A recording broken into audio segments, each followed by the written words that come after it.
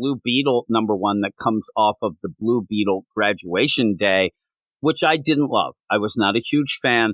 By the end of it, Eric liked it a little more than me, but at the end of it, I said that what I really wanted out of that first series was tell me and show me how cool Blue Beetle is so that I'd want to, go forward. And now that the movie's coming out and all that sort of thing, I understand why it's coming out, but the first graduation, it didn't seem to be selling much. I didn't see or hear a lot of people talking about it. But this, I actually like the start up better than what that past one was. But if you haven't read Graduation Day, I think you should go and read Graduation Day before you jump into this. You're going to get more of a idea of who these other Beatles are and a lot of other things. But I'll give the credits and then I'm going to see what you think. It is Blue Beetle #1, written by Josh Trujillo, Adrian Gutierrez on art, Will Katana on colors, and Lucas Catoni on letters. What do you think about this? Yeah, so I think this is a good establishing issue, not so much like a primer issue, but more like it's establishing where we left off with Graduation Day. And for those of you who haven't read Graduation Day, basically the whole story was Jaime moved out to Palmero City to live with his aunt and work at her diner after graduating high school. And while there, he got benched for a little bit because there was a looming Reach invasion, according to the Just League. Turns out that's actually a peaceful faction of the Reach known as the Horizon, who have sanctuary in Palmero City. So not only is Jaime stepping up to take care of them, take charge or whatever, he's also going to train their own version of the scarabs, the Beetle Warriors, Dynasties, and Natita, which is basically just the yellow and green beetle. And that's where we pick up with this issue. And here's the thing, I like a lot of the things we get in this issue, but they're so like small tastes for me. Like, it's like, oh, hey, first off, we're going to show you Jaime kicking ass in the beginning fighting the Madmen, which I like that. I thought that was really cool. But then he started sprinkling in us seeing the new recruits, Dynasties and Natita, trying to step up, but they're struggling because they're newbie heroes. So, Ted Cord's trying to give Jaime the pep talk, trying to, get him to be the leader he knows he's going to be one day. And while we do that, then we get pulled into another direction where we're seeing the Horizon living in Palmero City struggling with the other humans because the humans are a little bit hesitant to having new aliens there. It's very much like what Philip Kennedy Johnson's doing in Action Comics. It's exactly like Action Comics and the Blue Earthers and the whole thing with War World. I agree. I'll just step in a second. The idea of this, the first Graduation Day, when you went through Graduation Day, it drove me nuts because you move Jaime away from his two best friends. That I thought was a bad play, but they're here with them now. You end up having Brenda and Paco here, so I like that. And also through a lot of that, he couldn't talk to the Scarab, which drives me nuts because they always do that. Now he can. So right away here, I'm like, all right, this is already more fun. It feels more like a Blue Beetle book. Ted Cord being there, that's a little bonus. And like you said, you end up fighting the Madmen, a old deal that used to fight with Ted Cord. And I think that there is that weird play of here of giving that like, hey, this Blue Beetle stuff has been going on a while, even before there was, Jaime and the Scarab. And what we knew was they mentioned Dan Garrett, who had the Scarab. And the whole play of that is that Dan Garrett was the Beetle. He had the Scarab, and then when Ted ended up taking over when Dan Garrett died, he didn't know how to use the Scarab. So the Scarab just sat there, and he became, what we know of Ted Cord Blue Beetle. He's just an acrobatic guy, uses tech, all that stuff. But then at one point, you did, and they don't mention it. I know you can't mention too much, but Dan Garrett actually was resurrected by the Scarab. He came back to life, but he wasn't right and ended up being a villain for a bit against Ted Cord. And I thought, it's weird that by the end, is there something going on that way? Or there's also been stories where Dan Garrett's relatives have said, wait, that Scarab belongs to us. I should have been the next legacy deal and all this. And maybe it's something with that. I don't know. Because at the end, it just kind of gets at you, and we'll have to figure it out as we go there. But I'm with you that you just kind of have these little bit of like bite-sized deals to just say, hey, look, Jaime's out there. He's still being nice with Natita and Dynasties, and they're pretty cool. They're actually They just don't know how to work together yet. They don't know the lay of the land and how to go together. And the characters are okay. I don't mind them, but I want to see more of that. But then when you end up going, and you said I almost laughed when you said when, Jaime went to live with his aunt and work at the diner. we barely saw any of that. It was so weird, that idea. And it was weird that his parents end up saying, you're a lazy layabout. You're going to work at the diner. He barely worked at the diner. He was there for a second, but you had too many characters in that first graduation day, including the Justice League. And at least we have more Blue Beetle here, but it still does kind of, you're not settling down enough in this first issue to really, dig in. And I think that he's just going to play this where we're going to get dribs and drabs each. And it might end up, at the end, everything will be fine. But the idea of the diner, I'm not that interested in. When we end up seeing the Horizon, you're playing this deal. Me and you talk. I don't even know how to talk about this without, maybe getting people pissed off. It's a weird play. But you're looking at them as they're refugees. Almost the idea of crossing a border, coming from a different country, but they are aliens, and they are there.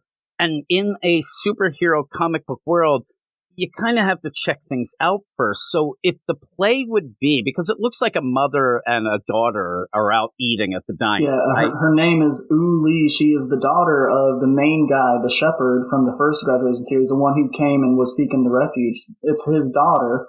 And, she's like, oh, well, we come here in peace. The humans should just accept us. But then she doesn't want to listen to any of the rules or guidelines that are set out. Like, hey, you need to stay near the ship so we can protect you. Oh, well, I'm entitled to go explore this world. And it's just like, but then how are we supposed to protect you if you won't listen to us? Yeah. And it ends up where I think that, I don't know. I don't know if we're supposed to feel a certain way towards this Horizon and or is this supposed to get us mad? Because the idea of, if you ended up having a little kid, a Horizon kid, actually just wander off. You know what I mean? That they don't know what they're doing. They wander off, and then all of a sudden, luckily, Blue Beetle's around and gets to say, because a gang has, come together, we're going to take down that stinking alien. And then the mom, oh my God, then you'd feel bad. You'd be like, oh man. Yeah.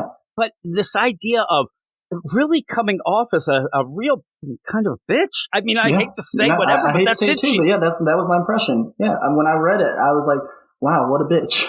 Yeah, and it's not like, and Jaime's really upset about this. Jaime really feels bad because in the diner, when he walks back to the diner, you have the ants, they let these Horizon, they're eating. And it's like, I'm not going to eat in this stinking place that allows aliens. We don't even know what they are. They're going to end up, and it's hateful. But then when you get to the deal and you're like, I don't listen to that. And almost like Jaime and everybody is being bad for making them stay at the ship while they figure things out and actually try to integrate some things in here. Again, when you say it, you got to remember these are aliens that you don't know about, could have powers, could be there. They barely know why. The idea they're against the Reach is fine, but the idea of all these people, but it just felt weird how they act, the Horizon acted, and then, hey, I'm daughter of the shepherd, dude, and I'm going to go, and if I want to walk around, I'm going to go because this is bullshit. I'm like, it comes off as like she's a bratty royal princess, and it's just like,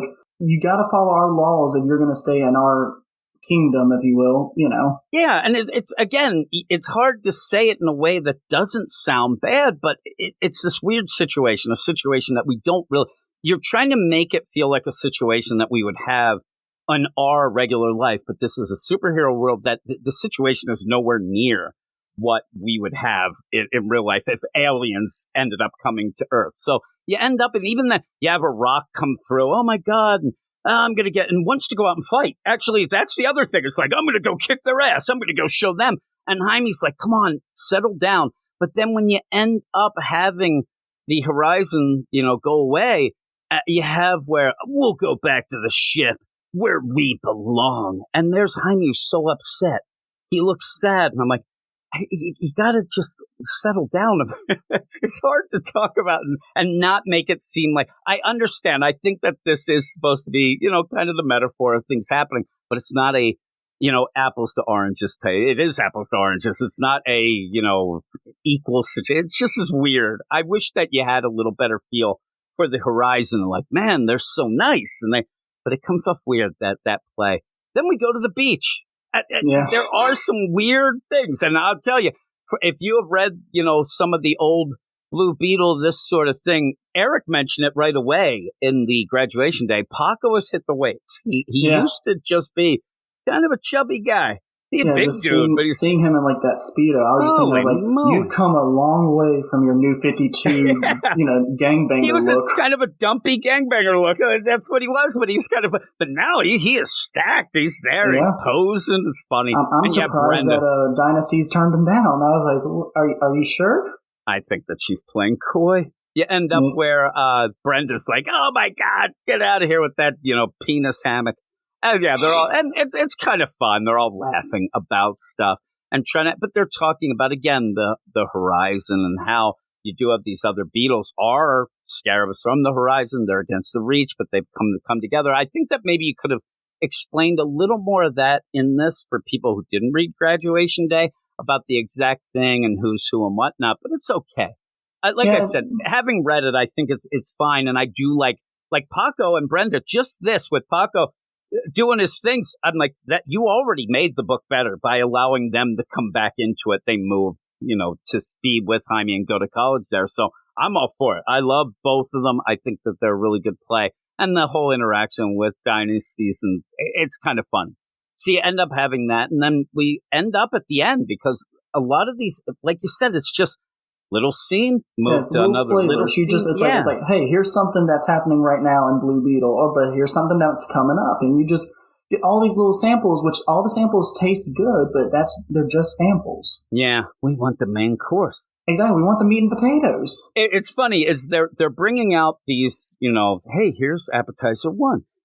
I also would want to know, like, well, what the hell's going on? Like, am I going to get a big deal? Like, you don't know where any of these are going. So, yeah, they're like, okay, that's a neat little scene, but is that going to lead to something? Or are you going to center on that? Are you going to center on this? Are you going to do? Because Ted goes, and we still have a deal where one of the interesting things in Graduation Day was Ted's sister as well. And her idea she's of maybe not here at all. Yeah, and the idea that she might want to experiment on the front, like she's a little sus, and I liked it, and I thought that was cool. But in that, you have Ted go back. He's got to end up checking out the beetle because at that point, I guess it was Natita ended up growing and ended up hitting the beetle, and so he's doing some repairs. He's doing all these things, and all of a sudden he hears somebody, and he realized that there is somebody that has broken in to the lab, and he sets up, this crazy Mission Impossible laser grid that I'm telling you, luckily it's not his sister because I think it would slice her up. I mean, seriously.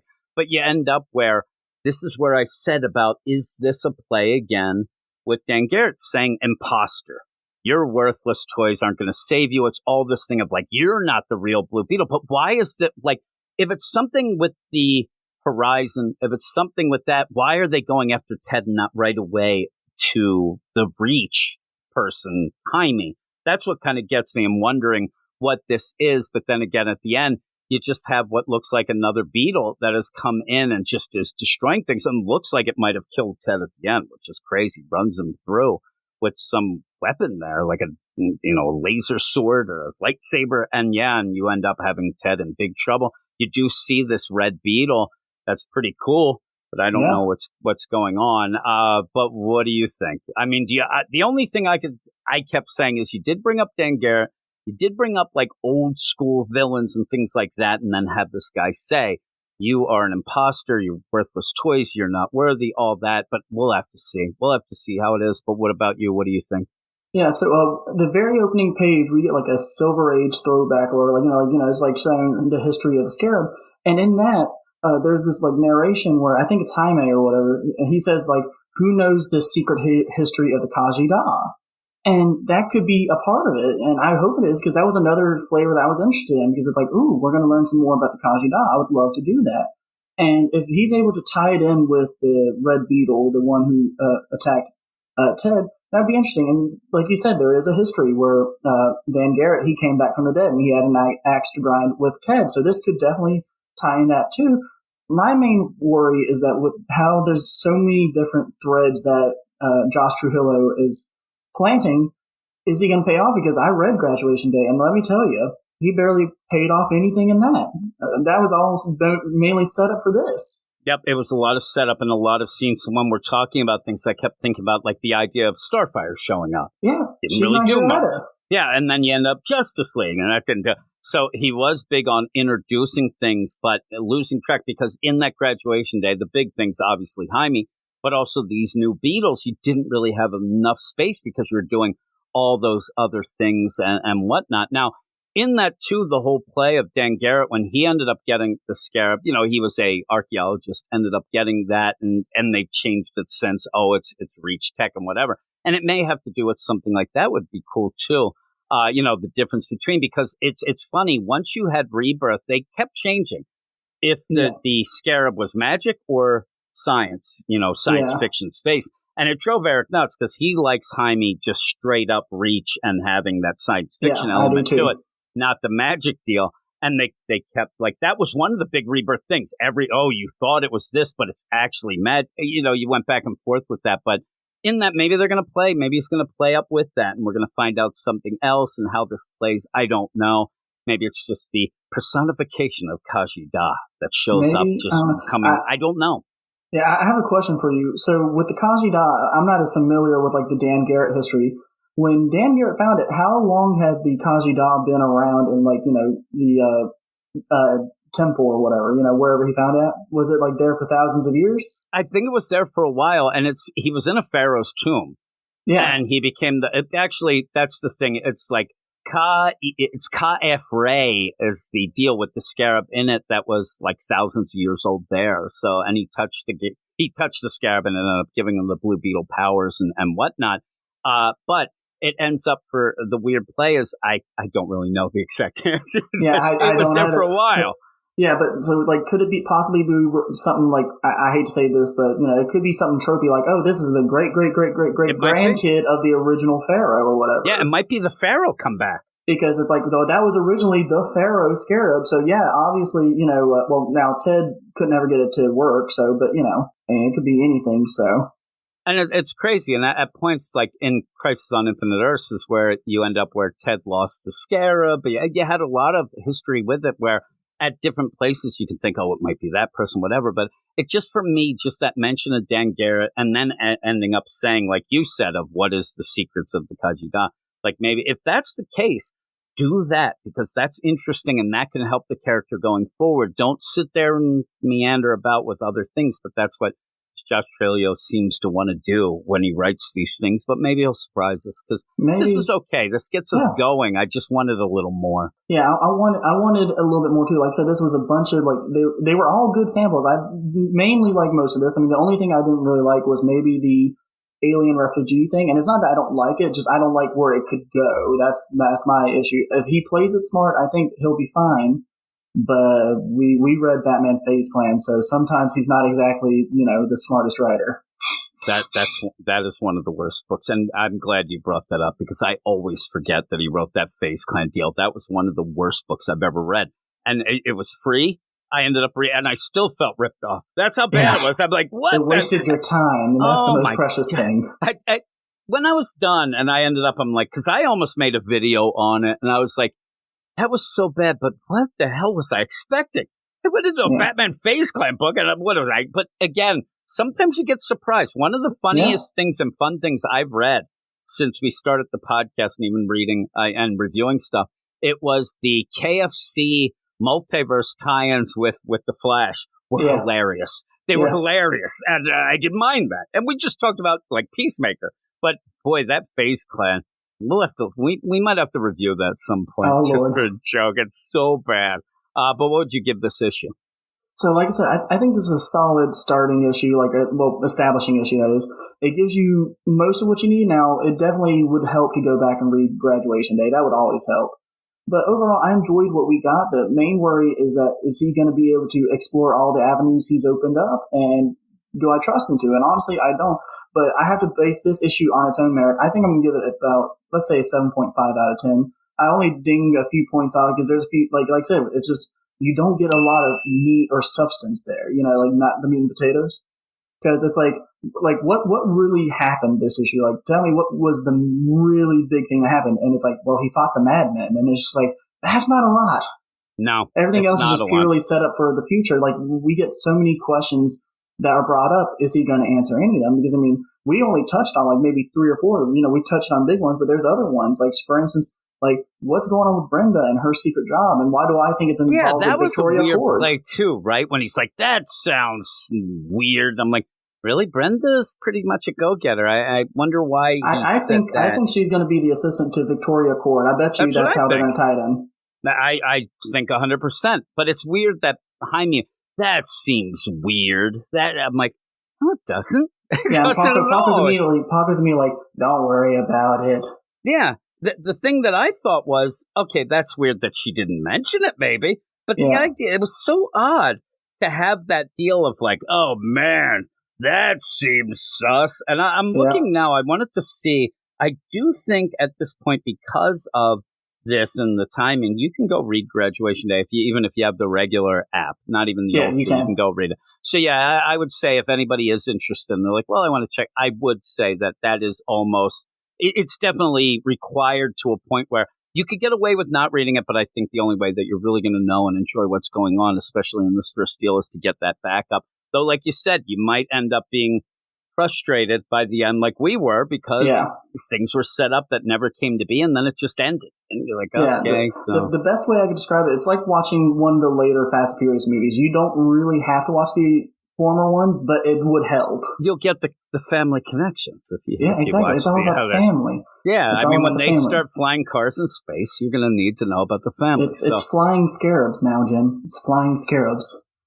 Do they? No, actually, it's a flying rock through the window. That's what it is. Yeah, really, that's what it was, and me flying out the door. Like I said, I'm giving a 6.5. You're a little more nice to it than me, but I feel like I got burnt by that Graduation Day, and I need to see something better.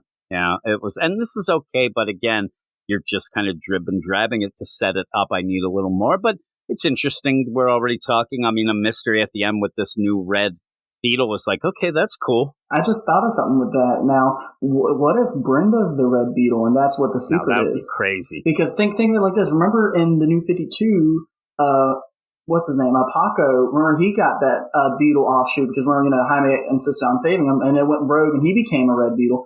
I was just wondering if Brenda's that, and already in the first issue where they just mentioned she has a weird, and she's already killing Ted Cord, that'd be odd.